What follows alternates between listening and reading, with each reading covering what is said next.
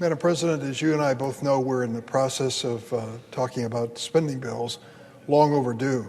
We're in our fiscal year as of October the 1st. Well, here comes the end of October, and we're still laboring over how we're going to spend money for the next fiscal year from October 1st until September 30th of the year 2024. And there's debate back and forth between the House and Senate, debate on the Senate floor, and some issues are becoming priorities, and I'd like to address one of them that doesn't get a lot of attention and should. Madam President, I don't agree with former President George Bush on many things, but I've given him credit repeatedly for making the United States a leader in stemming the HIV/AIDS epidemic in some of the poorest parts of the world.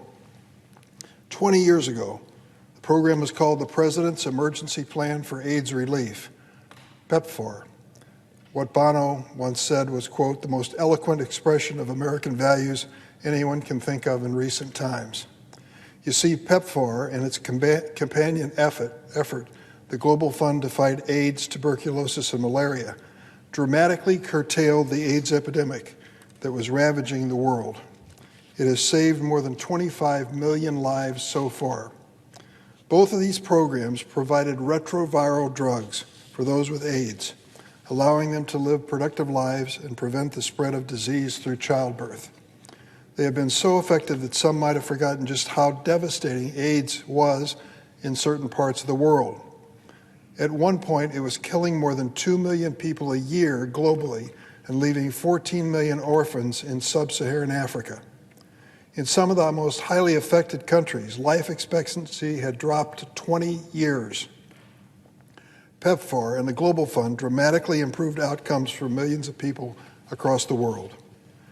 These programs are not only the right thing to do, they're also one of the most effective examples of America's soft power and international development effort, and a stark contrast to what China and others are displaying in many parts of the world. So imagine my concern and surprise that there is currently an effort by extreme Republicans in the House of Representatives to block the reauthorization of this hugely successful, bipartisan George W. Bush program over a false and manufactured abortion concern. Taking the extreme position of blocking this life-saving program is as short-sighted and nihilistic as siding with Vladimir Putin and failing to help Ukraine.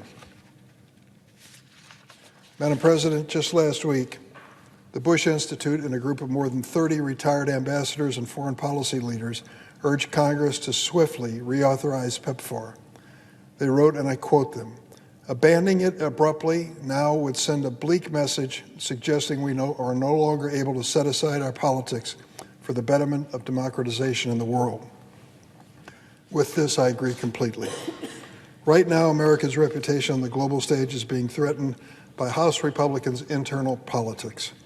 But reauthorizing PEPFAR is common sense to reassure the world that America can push past partisanship and use our influence, resources, and power to save lives.